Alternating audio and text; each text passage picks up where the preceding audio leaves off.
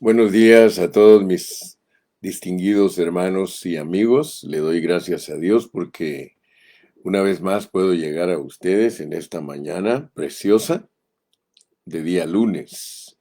Hoy es 11 de marzo del 2024 y gracias a Dios que Él nos permite estudiar juntos. Este es un alimento que Dios nos permite tener todos los días y este alimento nos nutre espiritualmente. Yo sé que ustedes están esperando su lección diaria para ensancharnos, para aprender más y más de Cristo, ¿verdad? Gracias a Dios que el Señor en su grande amor siempre nos tiene ocupados estudiando su palabra. Quiero ver si estamos saliendo correctamente, ya que según me indica aquí mi computer, parece que no estoy saliendo bien, pero si usted me está escuchando, por favor, repórtese. Repórtese si estoy saliendo bien, por favor. Yo creo que ahora sí dice que estamos en vivo. Muy buenos días a todos. Gracias a Dios que Dios nos concede llegar a ustedes. Yo sé que muchos ya se están conectando. Así que voy a esperar que se conecten algunos para comenzar nuestra programación de hoy día lunes 11 de marzo del año 2024. Ya tengo a un hermano conectado. Por favor, les ruego que compartan su página, por favor, desde que entren.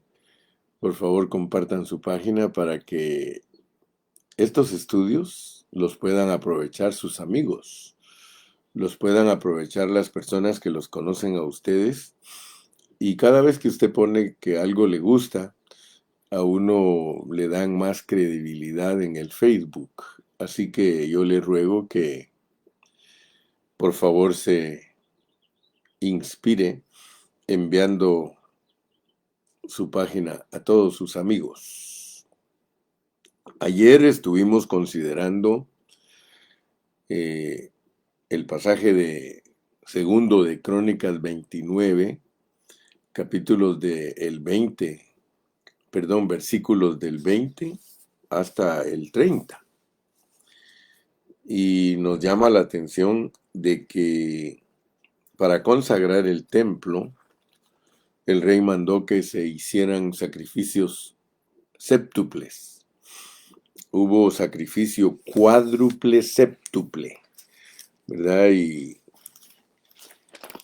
yo sé que tenemos que aprender mucho porque no es fácil considerar todas estas figuras, pero con la ayuda de Dios nosotros vamos aprendiendo. Se recuerda que ahí de los versículos 20 hasta el 30, el rey Ezequías mandó algo, de que se presentaran 7 novillos, 7 carneros, 7 corderos y 7 machos cabríos. Y hubo que matarlos y los sacerdotes dice que recibieron la sangre y la esparcieron sobre el altar. Así que mataron los 7 novillos, los 7 carneros, los 7 corderos y los 7 machos cabríos.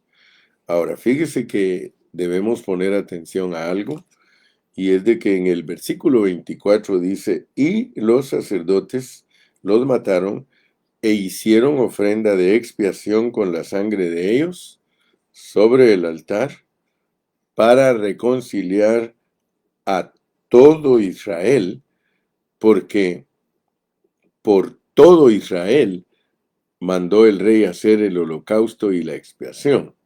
Yo quiero que ustedes noten que en estas ofrendas que se tenían que presentar para consagrar el templo, se estaba tomando en cuenta a todo Israel, lo cual significa que al derramar esa sangre sobre el altar, estamos hablando de la cruz. O sea que Cristo no murió solo por Judá, sino que murió por todo Israel, el cual incluye a Judá y a Israel, el reino del sur y el reino del norte.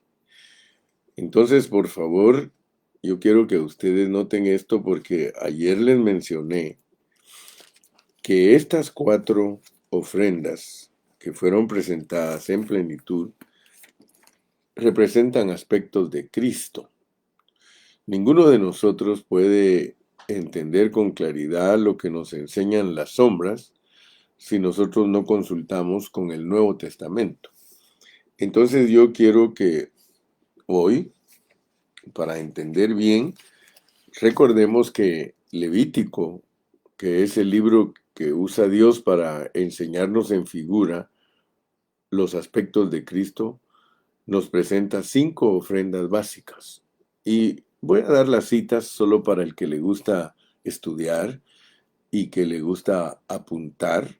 Por favor, apunte, porque la primera ofrenda es la ofrenda quemada u holocausto.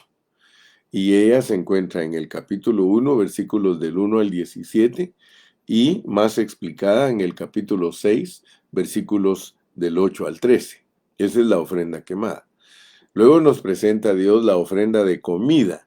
La ofrenda de comida está en el capítulo 2 de Levítico, versículos del 1 al 16, y el capítulo 6, del 14 al 23. Tercero, tenemos la ofrenda de paz, que es capítulo 3, versículo de 1 al 17, y está explicada en el 7, del 11 al 38. Tenemos también la ofrenda por el pecado, capítulo 4, versículos del 1 al 35, y capítulos 6, del 24 al 30. Y por último tenemos la ofrenda por las transgresiones, capítulo 5, 1 al capítulo 6 y versículo 7, y está explicada en el capítulo 7, del 1 al 10. Entonces, nosotros tenemos que saber lo que es la plenitud de Cristo, ¿verdad? Porque Efesios 1:23 dice que la iglesia es la plenitud de Cristo. Es decir, la iglesia es la expresión de Cristo, ya que la plenitud de una persona es su cuerpo. Y lo expliqué el día domingo, en realidad una persona es su cabeza, pero su cuerpo es su plenitud. De la misma manera, Cristo es la cabeza de la iglesia, por tanto su cuerpo, que es la iglesia, es su plenitud. Entonces, la ofrenda de holocausto, la quemada, nos califica para la ofrenda por el pecado. La ofrenda de comida es la calificación por las transgresiones, y la ofrenda de paz es el resultado de las 4 ofrendas. Entonces, por favor, no te olvides que todas estas ofrendas tienen significado. Yo sé que es una tarea colosal, es una tarea grandísima poder estudiar la Biblia de esta manera, pero entenderá el entendido, y Dios visitará a aquel que no es indolente para la obra de Dios, aquel que diligentemente quiere agradar a nuestro Padre Celestial. Ahora, yo quiero decirle, porque para entender la lección de hoy, nosotros tenemos que consultar en Hebreos. Vamos a ir al capítulo 10 de Hebreos, porque el capítulo 10 de Hebreos nos ayuda a nosotros a tener más claros los conceptos de lo que Dios nos presenta en Levítico. Vamos a leer unos versículos. En Hebreos capítulo 10 vamos a leer los versículos del 1 al 10, pero los vamos a leer con mucha atención. Dice Hebreos 10 del versículo 1 al 10, porque voy a usar este pasaje para que tengamos un pensamiento correcto de lo que son las ofrendas que nos presentan en el Antiguo Testamento. Dice, porque la ley, teniendo la sombra de los bienes venideros, fíjese pues, porque la ley teniendo la sombra de los bienes venideros. Usted me ha escuchado a mí últimamente hablar acerca de la sombra, para entender la realidad. Y yo quiero que usted conozca bien su Biblia, mi amado hermano.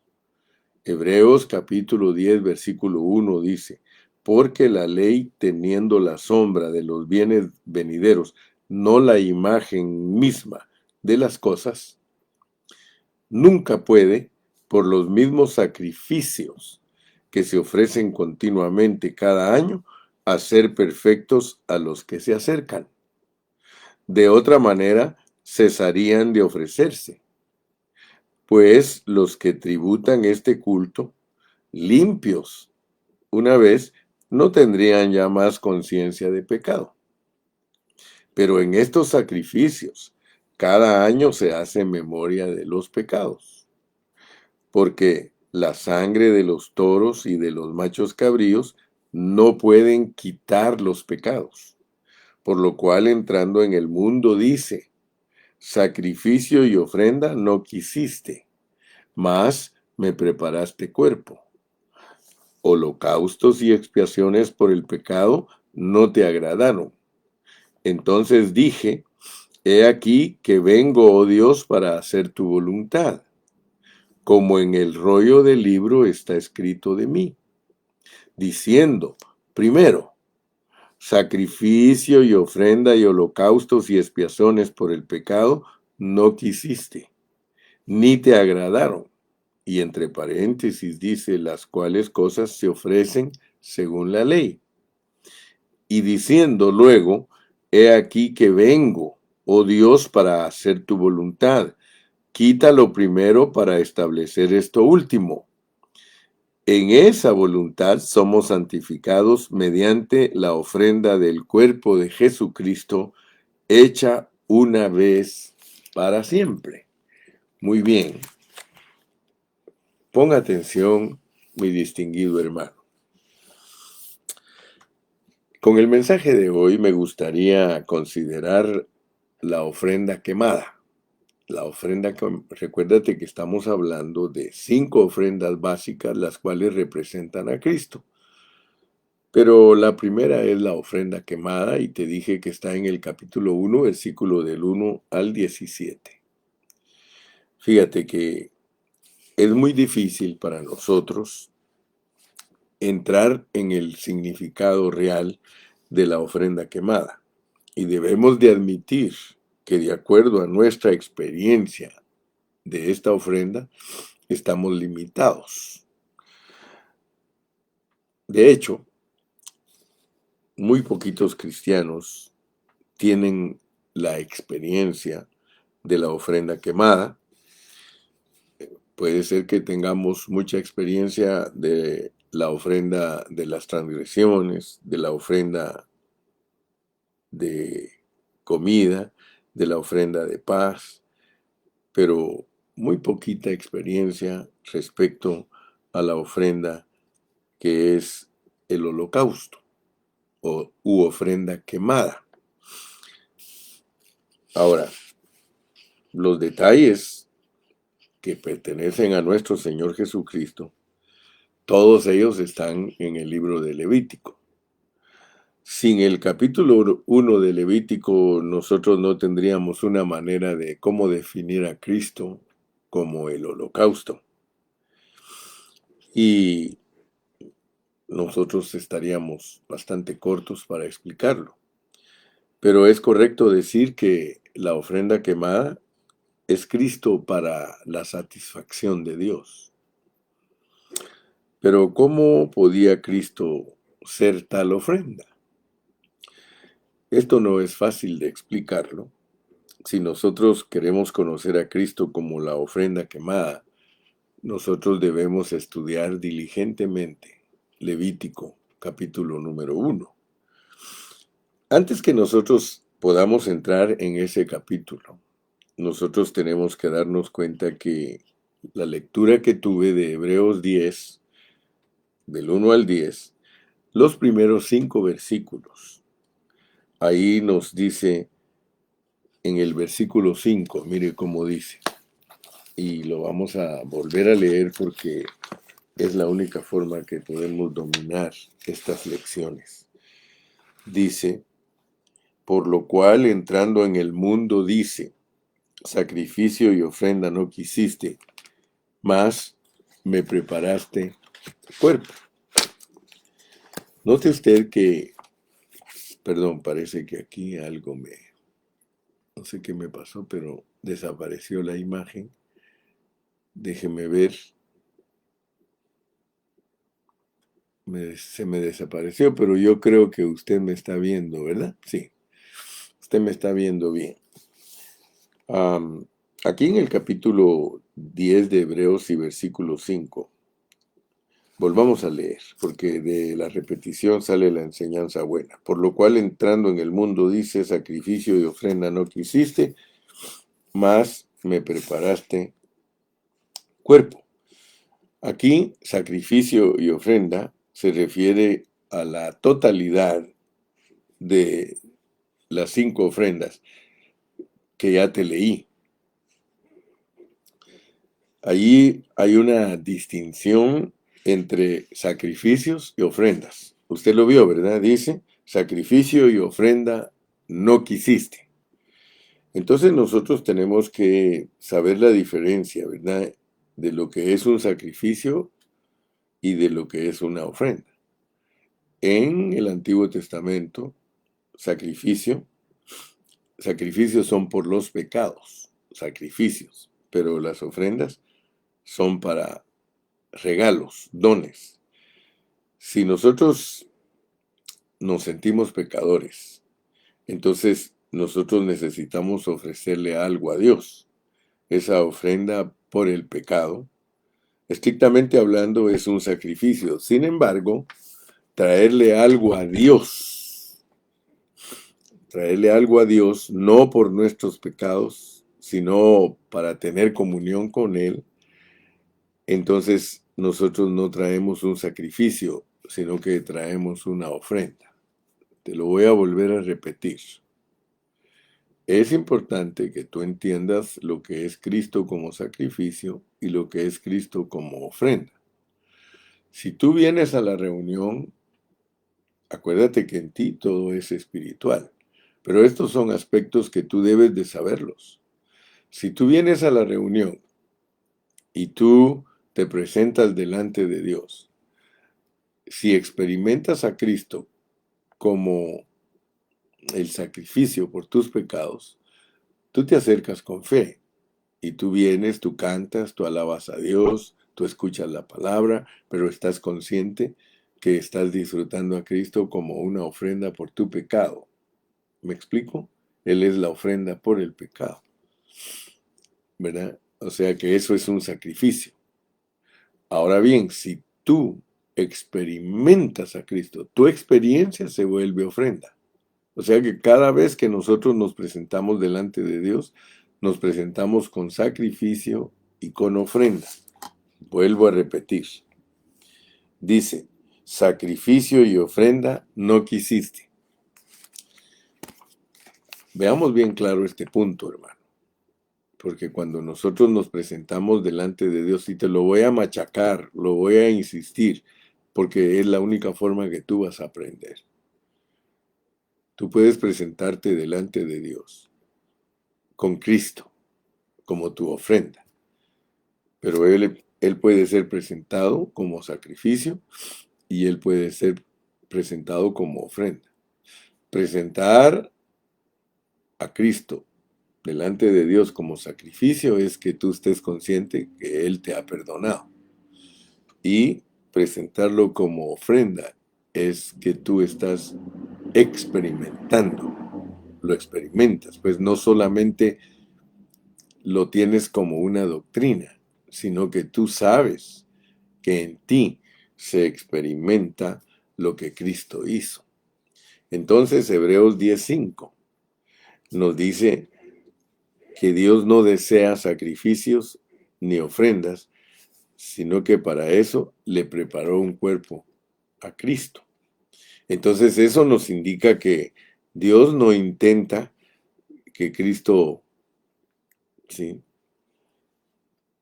Mira, Dios no intenta que nosotros continuemos presentando ofrendas iguales que las del Antiguo Testamento. Por eso Él está explicándonos que sacrificios y ofrendas no quiere, sino que Él quiere el cuerpo de Cristo. Él quiere a Cristo. En el versículo 6, mira, dice, holocaustos y expiaciones por el pecado no te agradaron. Entonces ahí nosotros podemos darnos cuenta que en el versículo 6, las ofrendas quemadas, los holocaustos y los sacrificios por el pecado, dice que no complacieron a Dios. O sea que esas cosas se presentaban según la ley, pero eso no satisfizo nunca a Dios. No era de su satisfacción, a pesar que era una orden. Ellos tenían que presentar todas estas ofrendas, pero Dios mismo le dice a uno en el Nuevo Testamento que esa no era su meta. Y por eso el versículo 7, mira lo que dice.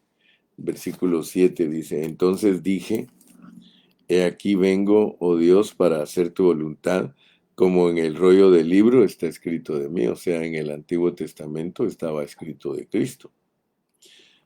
Diciendo primero sacrificios y ofrenda y holocaustos y expiaciones por el pecado, no quisiste ni te agradaron, las cuales cosas se ofrecen según la ley.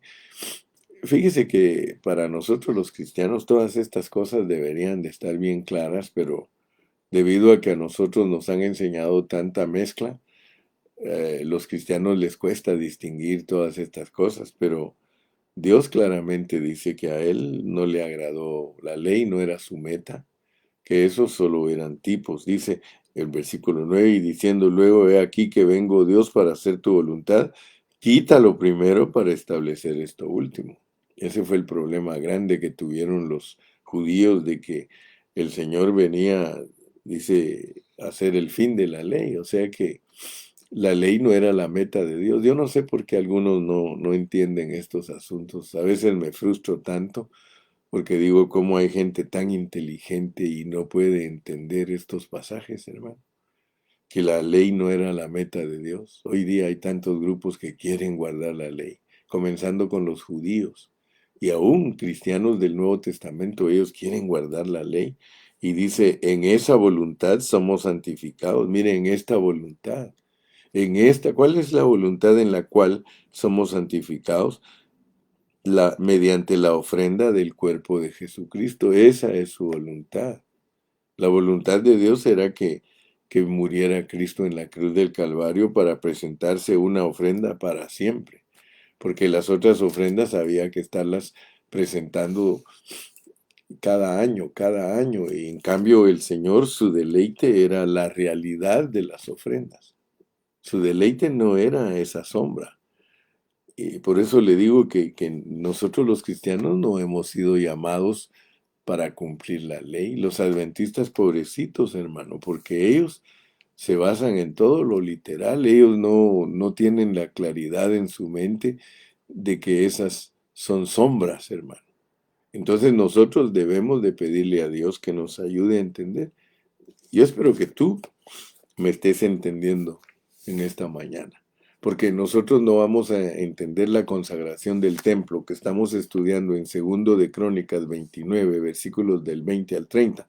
No vamos a entender qué es la consagración del templo para nosotros si nosotros solo vemos como una ley del Antiguo Testamento todos los ritos que ellos hicieron. Pero todos los ritos que ellos hicieron y las ofrendas que ellos presentaron sirven para que nosotros entendamos la voluntad de Dios. La voluntad de Dios es la encarnación de Cristo para morir como el Cordero de Dios que quita el pecado del mundo en la cruz. Esa era la realidad que Dios estaba buscando. Todo lo demás solo era para preparar a la gente que escuchaba, y todo lo que los judíos hicieron, todo lo que el pueblo de Israel hizo, ellos tenían que entender, y Dios le dio a entender a los que de verdad tenían un corazón para Él, que todos esos sacrificios que estaban haciendo ellos solo era sombra. Yo estoy bien seguro que Moisés sabía que todo lo que Dios le mandó era sombra, porque la Biblia dice que a Moisés Dios le reveló sus caminos. y que a los israelitas les reveló sus obras, pero a Moisés le reveló sus caminos. Yo estoy bien seguro que cuando Moisés mandó que se presentaran esas 5 ofrendas básicas, él sabía que cada una de ellas representaba a Cristo, porque dice que él miraba al horizonte, al invisible. Moisés estaba consciente de que los sacrificios eran apuntando a la venida de Cristo. Amén.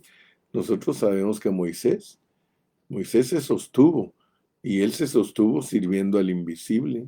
Él se sostuvo, él sabía, y yo creo que daba a entenderle a sus discípulos la realidad de Dios, pero ellos se cegaron, se embotaron y no quisieron entender.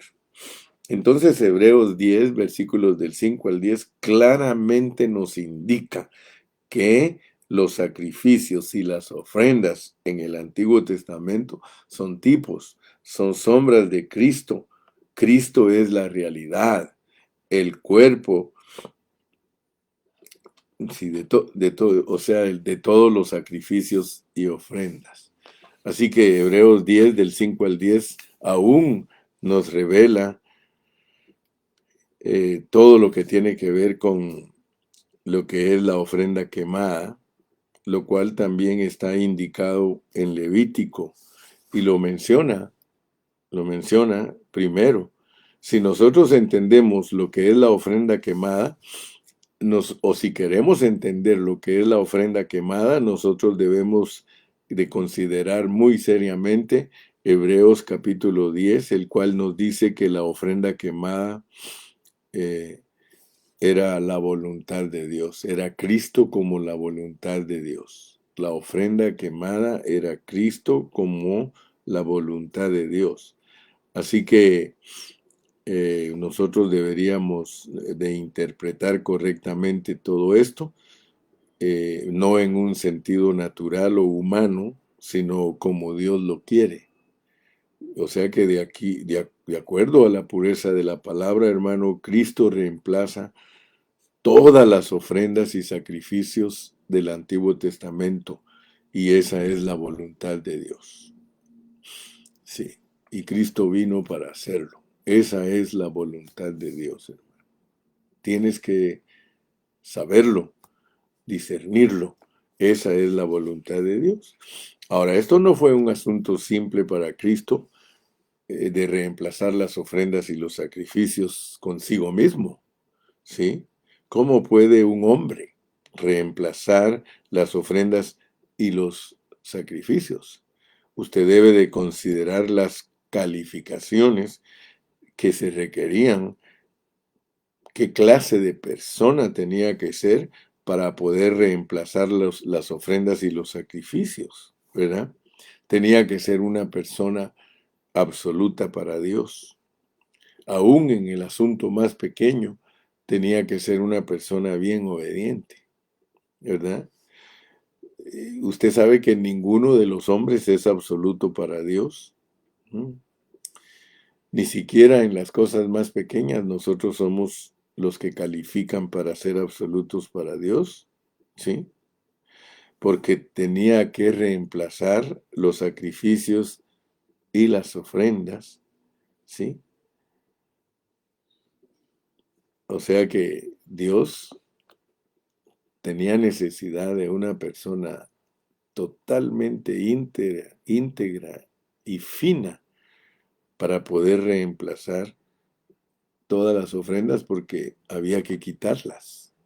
Dijo que él tenía que quitarlo primero para establecer lo segundo, ¿verdad? Entonces, la voluntad de Dios en Hebreos 10 es para reemplazar. Hermano, por favor, no se te olvide nunca.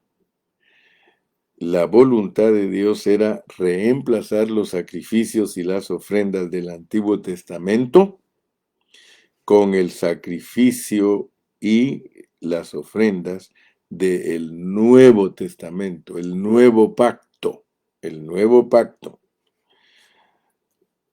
Y para hacer esto, tenía que haber alguien que fuera absolutamente para Dios. Entonces yo le estoy explicando a usted todo esto porque en nuestra lección de hoy nosotros estamos estudiando todo lo que tiene que ver con la consagración del templo. Nosotros sabemos que en Segundo de Crónicas, capítulo 29, el rey Ezequías mandó que se consagrara el templo. Ya estudiamos bastante de Ezequías. Esta es la hora número 16 que estamos usando para explicar Ezequías. Y si tú tienes títulos en tu Biblia, en Segundo de Crónicas 29, del versículo 20 al 30, tiene un título y dice consagración del templo. Y para consagración del templo se pidieron sacrificios. Entonces tú tienes que ver a Cristo aquí. Ya me entendiste por medio de Hebreos 10, que Cristo sustituye todas las ofrendas y todos los sacrificios. Ya vimos que sacrificios son por el pecado y ofrendas son regalos, lo cual es correcto decir que el sacrificio tipifica a Cristo muriendo por nuestros pecados y la ofrenda es experimentar a Cristo por nuestros pecados, experimentarlo. O sea que si Cristo murió por mis pecados, yo tengo que experimentar ese perdón. De otra manera, no sé todavía la diferencia entre sacrificio y ofrenda. Sacrificio y ofrenda. Entonces, como queremos avanzar un poquito más, nosotros tenemos que ver que todo lo que mandó el rey Ezequías era para cubrir a todo Israel. Dice en el versículo 24 en la parte B, porque por todo Israel mandó el rey a hacer el holocausto. El holocausto es la ofrenda quemada. Puso también, verso 25, levitas en la casa de Jehová con címbalos, salterios y arpas, conforme al mandamiento de David, de Gad, vidente del rey, y del profeta Natán, porque aquel mandamiento procedía de Jehová por medio de sus profetas. Notemos que la manera que se presentaban los sacrificios y las ofrendas era acompañada de alabanza, acompañada de alabanza. Y yo le doy gracias a Dios porque todos nosotros que somos cristianos del Nuevo Testamento, a pesar que hacemos las cosas, a veces no entendemos por qué las tenemos que hacer.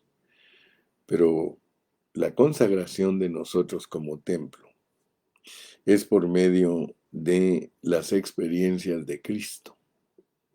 O sea que la plenitud de Cristo en sus experiencias se debe de presentar delante de Dios como un sacrificio para obtener los beneficios de esos sacrificios y que se vuelvan ofrendas en nosotros, gente agradecida, acompañada de cántico.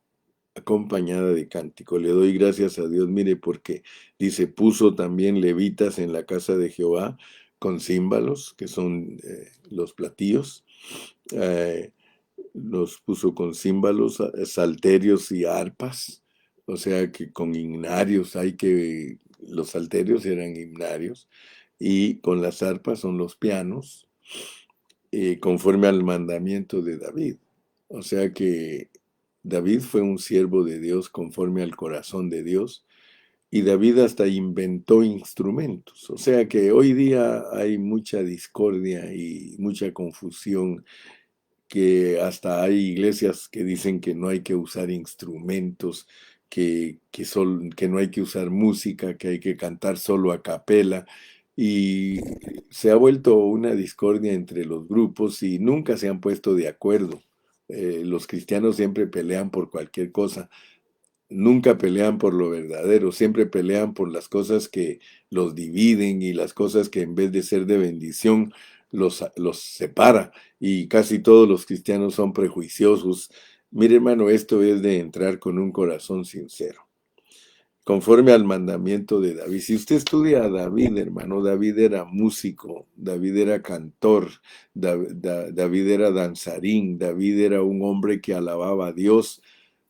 Y es más, David dice que era conforme al corazón de Dios. Y yo no creo que David sea conforme al corazón de Dios solo porque cantaba y alababa a Dios, sino en muchas cosas que le complació a Dios. Por ejemplo, David descubrió la gracia de Dios desde el Antiguo Testamento. Él descubrió que Dios perdona los pecados. O sea que de una manera o de otra, Dios se le reveló. Y por eso es de que él era un oasis en un desierto. Él era un lunar en la piel de una persona. Se compara a un lunar porque él era diferente a todos los demás del Antiguo Testamento. Él complació a Dios y él dio mandamiento de cómo se alabara a Dios. Así que la alabanza, hermano, cuando se hace para Dios, Dios no está viendo que se haga con guitarra, que se haga con piano, que se haga con batería, con trompeta. Hermano, el objetivo es no el instrumento, sino el que toca el instrumento. Entonces es muy importante porque ¿de qué sirve, hermano? ¿De qué sirve tener de toda clase de instrumentos si nosotros los instrumentos humanos, los que los tocamos y los soplamos, no tenemos una conciencia de lo que es el Señor Jesucristo como las ofrendas, hermano? Porque aquí, después de las ofrendas, está la alabanza y la adoración. Y aquí dice que era conforme al mandamiento de David y de Gad, vidente del rey. Ustedes saben que Gad, vidente del rey, y del profeta Natán, ellos eran personas entendidas en las cosas de Dios, y dice aquel mandamiento procedía de Jehová por medio de sus profetas. Es mandamiento de Dios, hermano, que nosotros cantemos y alabemos a Dios con instrumentos alegremente, hermano, sea guitarra, sea piano, sea arpa, lo que sea, hermano. Si Dios te inspira, tú cántale, hermano. No te andes fijando en que aquel dice esto, este otro dice esto. Además, hermano, la alabanza es para glorificar a Dios por su consagración, hermano, porque es Él el que se consagra como ofrenda. Es Cristo el que se presenta como todas las ofrendas. Y dice el versículo 26, y los levitas estaban con los instrumentos de David y los sacerdotes con trompetas. Entonces mandó Ezequías sacrificar el holocausto en el altar, y cuando comenzó el holocausto, comenzó también el cántico de Jehová con las trompetas y los instrumentos de David, rey de Israel.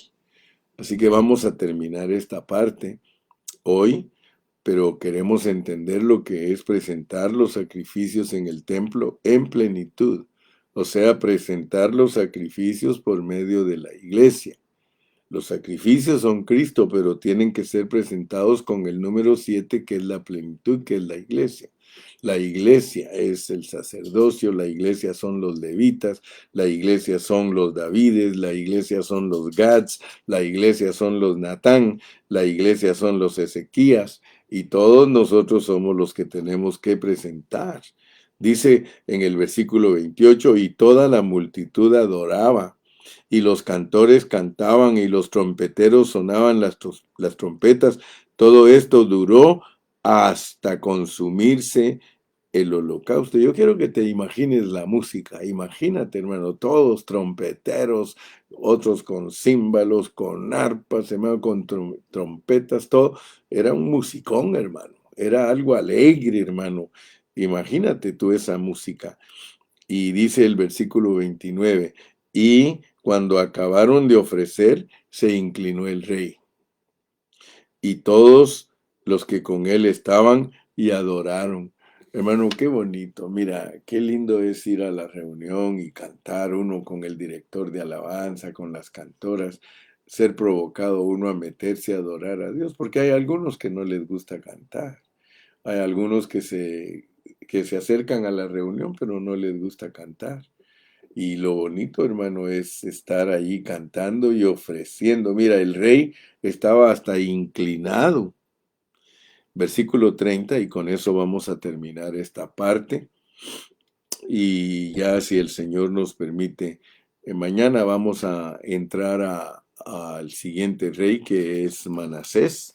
Si tú te das cuenta en el Evangelio de Mateo, porque en Mateo es donde tenemos nuestro bosquejo, dice Ezequías engendró a Manasés.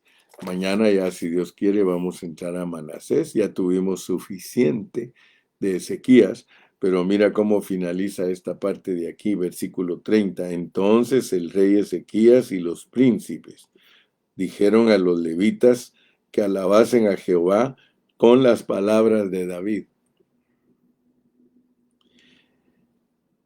y de Asaf vidente. Y ellos alabaron con gran alegría y se inclinaron y adoraron. ¿Qué significa para ti? Y con eso quiero terminar hoy. ¿Qué significa para ti que el rey Ezequías y los príncipes dijeron a los levitas que alabasen a Jehová con las palabras de David? ¿Cuáles son las palabras de David, hermano? Especialmente son los salmos. O sea que lo que nos está diciendo es que adoremos a Dios con los salmos, pero dice que y de Asaf vidente, y ellos alabaron con alegría y se inclinaron y adoraron. La idea no es que uno solo cante los salmos que son el himnario de Israel, los 150 salmos, porque esos salmos los cantan los israelitas, pero eso es sombra. Las palabras de David son sombra para nosotros los cristianos del Nuevo Testamento. Yo no puedo cantar el Salmo 1, hermano, y decir que soy bienaventurado porque me deleito en la ley cuando la ley no era la meta de Dios. Entonces, tengamos cuidado porque algunos no saben usar el Antiguo Testamento. Con las palabras de David, dijeron a los levitas que alabasen a Jehová con las palabras de David. O sea que en ese momento todos los levitas, ellos que eran israelitas, tenían que alabar a Dios con las palabras de David porque se valía, sí, se valía usar la ley para alabar y glorificar a Dios en el Antiguo Testamento, porque esa era la sombra. Pero ahora nosotros en el Nuevo Testamento tenemos que interpretar las palabras de David. Para nosotros las palabras de David, por ejemplo, David decía que él era un varón que se deleitaba en la ley. Nosotros tenemos que decir que como la ley es sombra de Cristo, somos los varones que nos deleitamos en Cristo. Nos deleitamos en Cristo. Te dejo de tarea. Lee el Salmo número 1 y te vas a dar cuenta que es para un israelita. Y lee el Salmo 2 y te darás cuenta que el Salmo 2 es la respuesta para el Salmo 1. Es bien correcto decir que el Salmo 1 es el Antiguo Testamento y el Salmo 2 es el Nuevo Testamento. Por eso en el Salmo 2 te dice al final, honrad al Hijo para que no se enoje y perezcáis en el camino. Honrad al Hijo para que no se enoje. O sea que si algo enoja al Hijo es que nosotros sigamos practicando sombras, cuando Él es la realidad. Cristo es nuestra realidad. Vivamos a Cristo en el Nuevo Testamento. Acuérdate siempre, el Nuevo Testamento es Cristo, Cristo, Cristo, Cristo, Cristo. Nuevo Testamento es Cristo, Cristo, Cristo, Cristo. Antiguo Testamento, la sombra, la ley, la sombra, la ley, la sombra, la ley, la sombra, la ley, la sombra. En el Antiguo Testamento era válida la sombra, en el Nuevo se acaba la sombra. Quita lo primero y establece lo segundo. Lee con todo cuidado Hebreos 10 desde el versículo 1 al 10 y te vas a dar cuenta que la voluntad de Dios es Cristo. La voluntad de Dios es Cristo. La voluntad de Dios no es la ley, hermano. La voluntad de Dios no es ponerme a mí a guardar un sábado literal. La voluntad de Dios, ahora, que la ley está incluida en todo el Nuevo Testamento, claro que sí. Los 9 mandamientos de la ley están incluidos en el Nuevo Testamento, están incluidos y están expresados en una manera de un vivir humano, la vida de Cristo. La vida de Cristo cumple todos los mandamientos. Y el sábado, ¿cómo lo usó Cristo? No lo usó como lo usan los adventistas, no lo usó como lo usan los judíos. El sábado el Señor lo usó para obrar, para sanar enfermos, sí, para restituir. Entonces el sábado ellos lo usan para descansar, dice, pero la realidad es que el verdadero descanso es Cristo. Cristo en mí es la verdadera realidad del descanso. Bueno, mis amados, vamos a dejar por hoy ahí y mañana, si Dios quiere, vamos a comenzar a hablar del rey Manasés. Que Dios te bendiga, te guarde. No te olvides que estos reyes son los que Dios usa para que Cristo nazca. Por lo tanto, el entendimiento de nuestra lección es espiritual. Hasta mañana, que Dios te bendiga, Dios te guarde y nos vemos. Salúdanos.